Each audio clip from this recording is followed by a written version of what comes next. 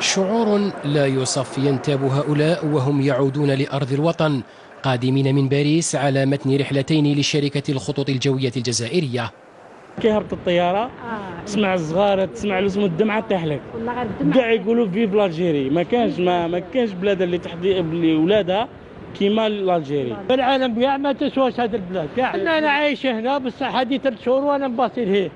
الحمد لله الدوله دارت مجهود كبير وعملت سيد في الانترنت، الناس سجلوا بعضهم واتصلت بهم كامل، والحمد لله قال لك باذن الله ان شاء الله من على اسبوعين 3 يكملوهم كامل. قعدت 4 موا في فرنسا، جيتي على ميزون ما خرجتش دقيقه. امنيتي الوحيده كانت نرجع بلادي سليمه.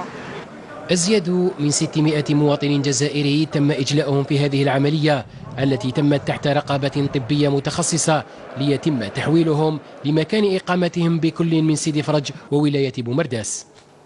لي فرونسي كي يجيبوهم من فرنسا ما يديروش الحاج، بصح لي زالجيريين هذه مليحه باش للحد من انتشار هذا الوباء ان شاء الله. 100 سيكونون بفندق المطار بالدار البيضاء، و200 سيكونون بالمركز المعالجه بمياه البحر سنتر دو تالاسوتوغي بسيدي فرج. نحن بصدد استقبال 316 من اخواننا الجزائريين الذين كانوا عالقين على مستوى دوله فرنسا.